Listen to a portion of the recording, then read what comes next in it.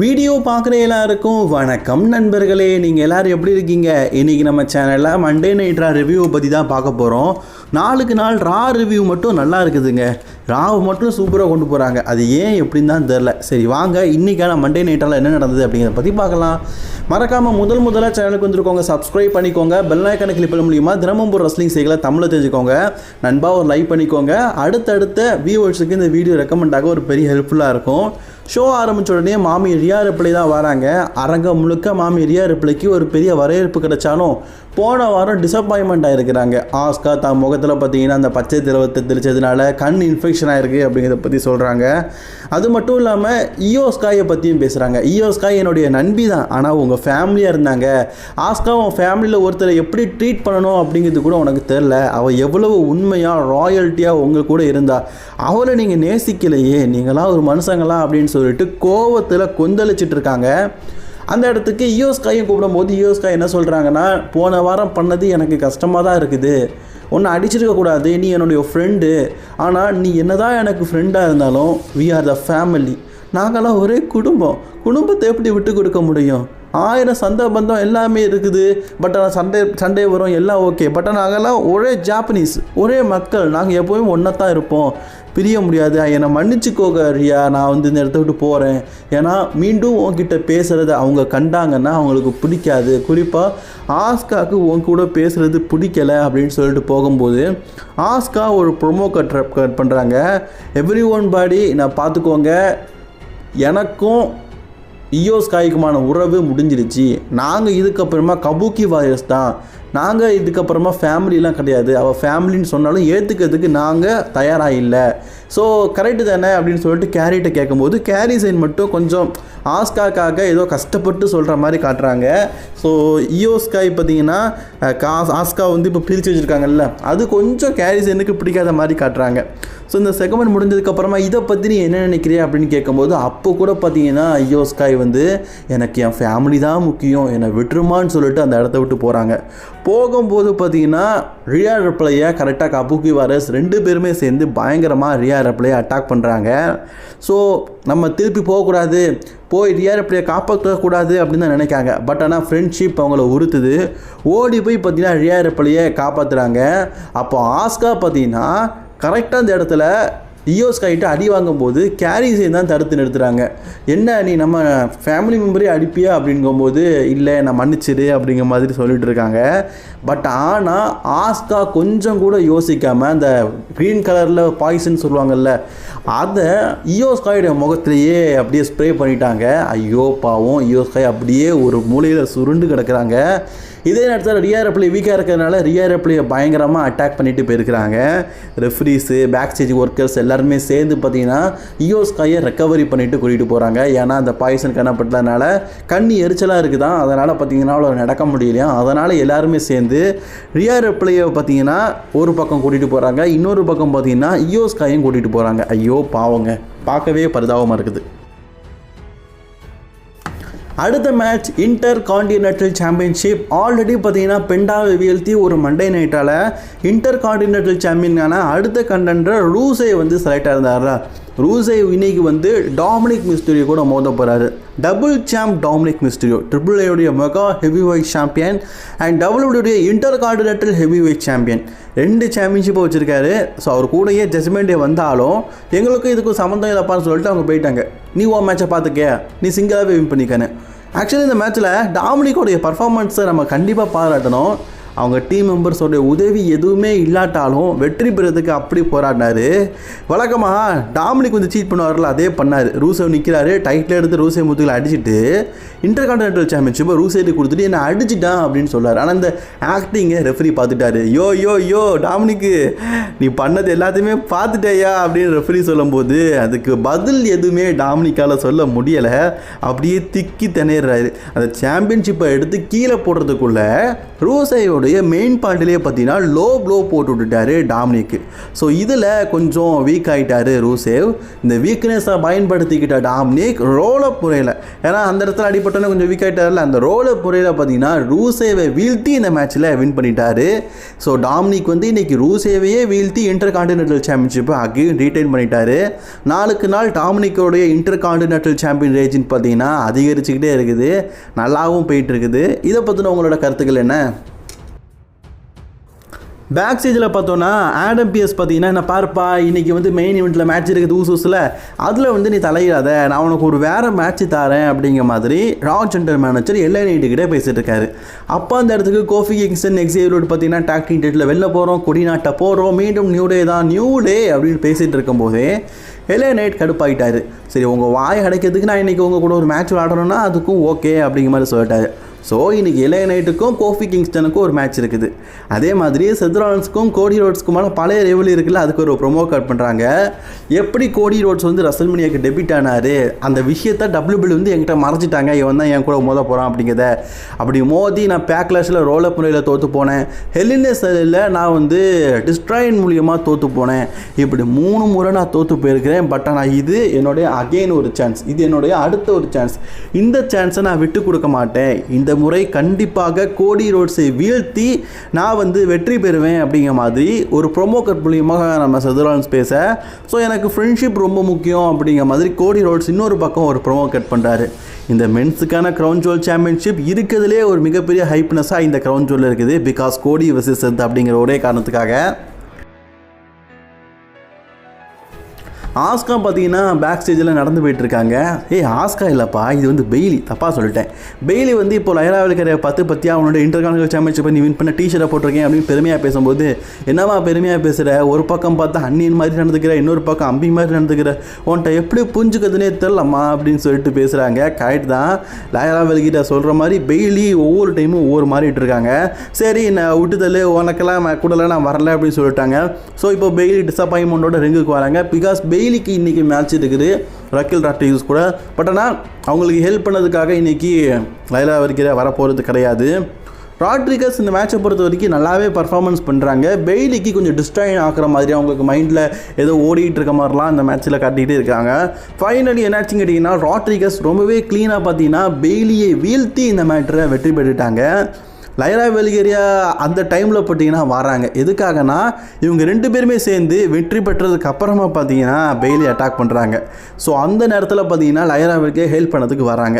Help பண்ணியாச்சு இல்லை, அப்போ கூட என்ன சொல்கிறாங்க பாருங்களேன் நம்ம பெய்லி, ஸ்டூபிட் நீ வந்துட்டியா, இந்த தடவை கரெக்டாக வந்துட்ட, ஸ்டூபிட் நீ கரெக்டாக வந்துட்ட, நீ ஒரு சரியான ஸ்டூபிட் அப்படிங்கிற மாதிரி மறுபடியும் சொல்லிட்டு இருக்காங்க.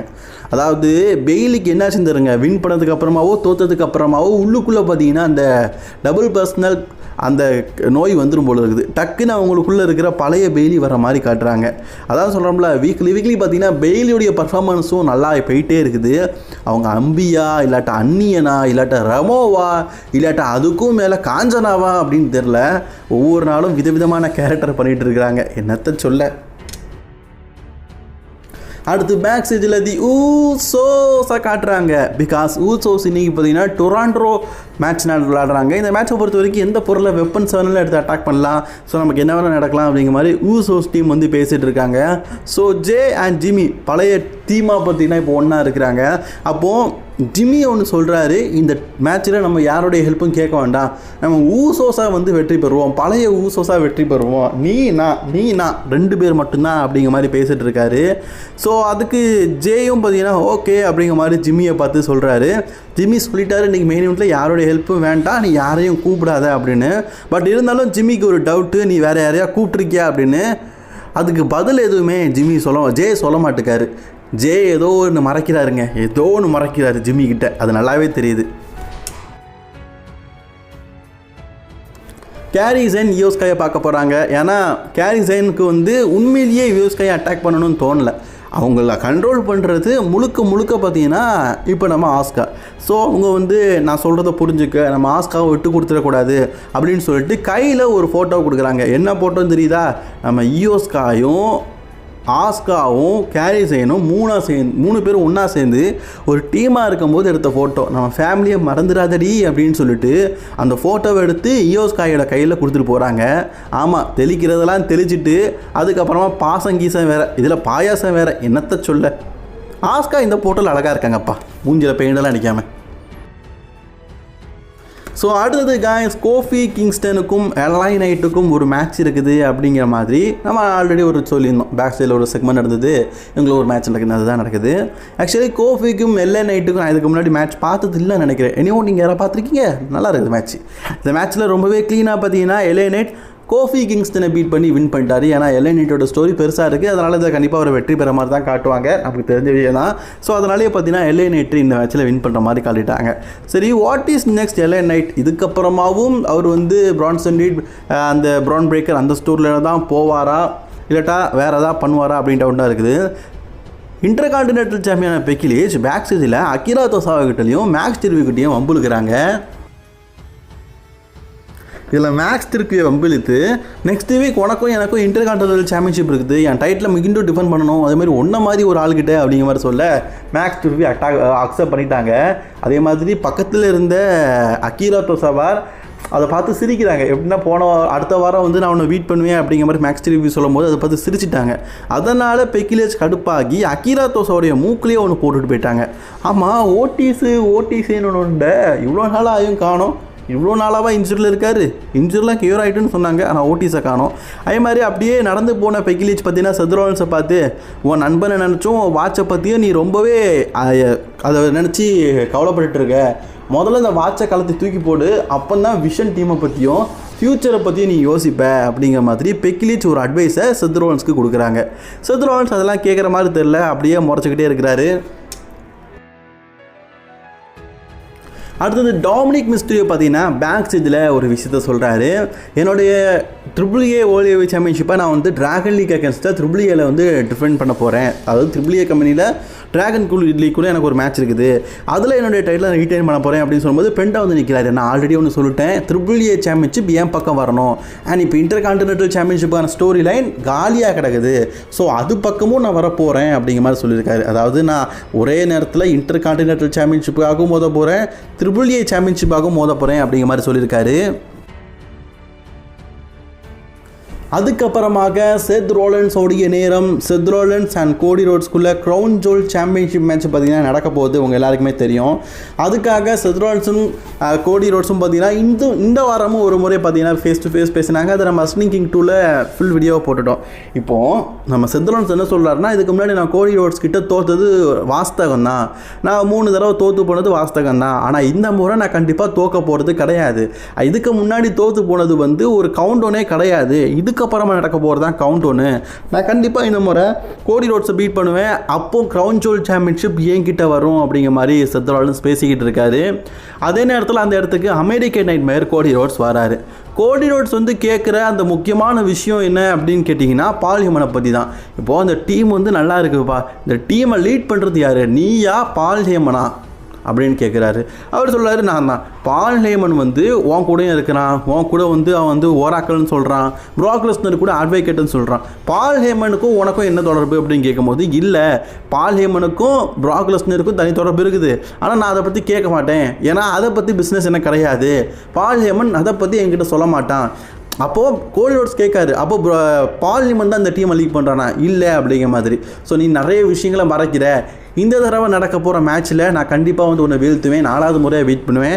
அது மாதிரி ஃப்ளோவில் ஒரு விஷயம் சொல்லிட்டார், என்ன தெரியுமா, ரசல்மேனியாவில் நான் ஷீல்டாக இருந்து உனக்கு ஹெல்ப் பண்ணல அப்படின்னு செத்ரோலன்ஸ் சொல்லும்போது, அப்படிலாம் கிடையாது, நீ இல்லாட்டா கூட நான் அந்த மேட்ச்சில் வெற்றி பெற்றிருப்பேன், மேக்ஸிமம் நீ இருந்ததுனால தான் அந்த மேட்ச்சில் எனக்கு அதிகமாக வந்து எதிரிகள் வந்தாங்க, நீ இல்லாட்டா நான் எப்போவோ சாம்பியன்ஷிப்பை வின் பண்ணியிருப்பேன் அப்படின்னு சொல்லிட்டு கோடி ரோட்ஸ் செத்ரோலன்ஸை பார்த்து பேசிட்டாரு.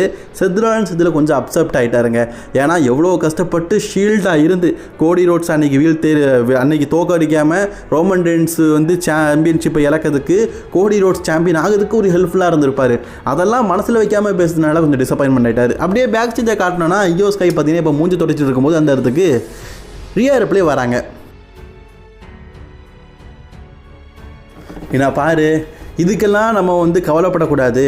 இப்போது நான் டீமாக இல்லை, நம்ம 2 பேரும் ஃபேமிலி. நம்ம 2 பேரும் ஃபேமிலி சேர்ந்து க்ரௌன் ஜுவலுக்கு போக போகிறோம். க்ரௌன் ஜுவல் எதுக்காக போக போகிறோன்னா கபூக்கி வாரியர்ஸை எதிர்க்க போகிறோம், நீ இதுக்கு அக்செப்ட் பண்ணிக்கிறியா அப்படின்னு கேட்கும்போது ஈயோ ஸ்கை பார்த்தீங்கன்னா ஓகே அப்படிங்கிற மாதிரி சொல்லிட்டாங்க.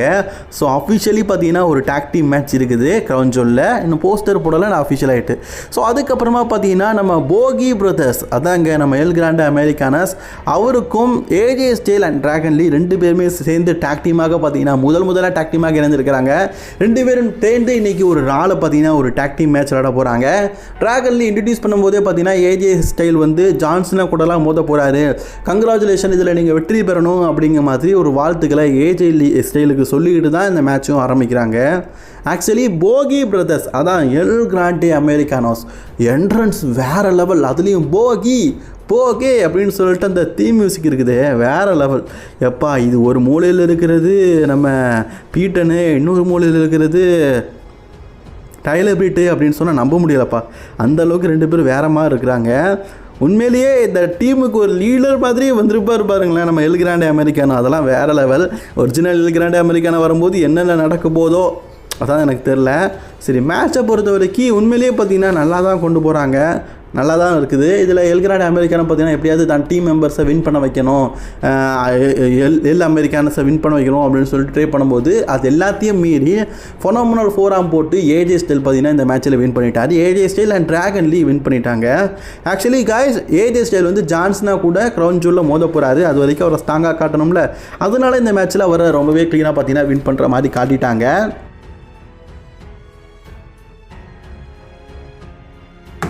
அண்ட் கைஸ், அடுத்ததாக நெக்ஸ்ட் வீக் நடக்க போகிற மண்டே நைட் ராக்கு நம்ம best in the world CM Punk வரப்போகிறார். CM Punk வந்து க்ரௌன் ஜுவல் டைமில் வரமாட்டார் போல இருக்குது, மேட்ச் இருக்காது போல இருக்குது. ஏன்னா இதுக்கு முன்னாடி நிறைய மேட்ச் விளையாடிட்டார்ல, அதனால் ஒரு இப்போ மேட்ச் இல்லை. ஸோ அதை பற்றி பேசுறதுக்காக நெக்ஸ்ட் வீக் வருவார்னு நினைக்கிறேன். நெக்ஸ்ட் ஸ்டோரி என்ன அப்படிங்கிறதுக்காக. அடுத்து மேக்ஸ் துர்பி பெக்கிலேஜுக்குள்ளே நெக்ஸ்ட் வீக் பார்த்தீங்கன்னா ஒரு இன்டர் கான்டினென்டல் சாம்பியன்ஷிப், உமன்ஸ்க்கான இன்டர் கான்டினென்டல் சாம்பியன்ஷிப் மேட்ச் இருக்குது. அண்ட் லைரா வெர்கிரியாவுக்கும் ராக்சன் ஃபெரஸுக்கும் ஒரு மேட்ச், 2 உமன்ஸ் மேட்ச் ஒரு மென்ஸ் அப்பீரியன்ஸ்னு சொல்லிட்டு நெக்ஸ்ட் வீக்ஸுக்கான அஃபிஷியல் போஸ்டர் ரிலீஸ் பண்ணியிருக்காங்க.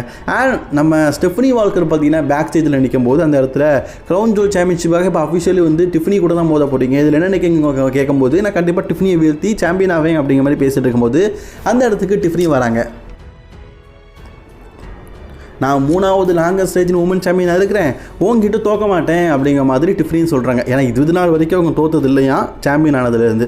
அதுக்கப்புறமா main even J Uso and Jimmy Uso 2 பேருமே சேர்ந்து பழைய ஓஜி ஊசோஸ் தீம் மியூசிக்கில் வராங்க. ஜிம்மி ஊசோ சொல்லும் போதே சொல்லிட்டாரு, யாரோடைய ஹெல்ப்பும் வேண்டாம், நம்ம 2 பேரும் ஒண்டி கட்டையாகவே பார்த்தீங்கன்னா இந்த மேட்ச்சில் வந்து போராடி வெற்றி பெறுவோம் அப்படின்னு சொல்லிட்டு.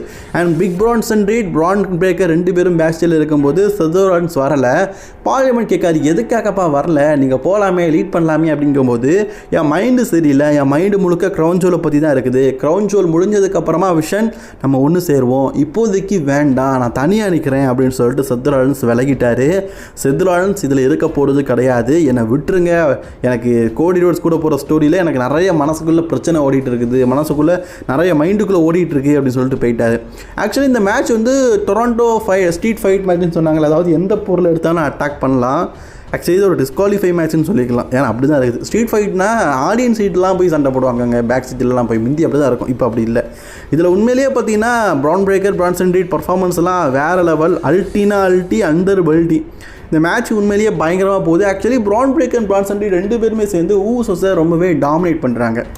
2 பேருமே சேர்ந்து ஊசோஸை தோக்கடிச்சிருவாங்க அப்படிங்கிற நிலைமைக்கு போகுது. ஏன்னா அவங்களால முடியலை. ஆனால் ஊசோஸ் யாரோட ஹெல்ப்பும் வேண்டான்னு சொல்லிட்டாங்க.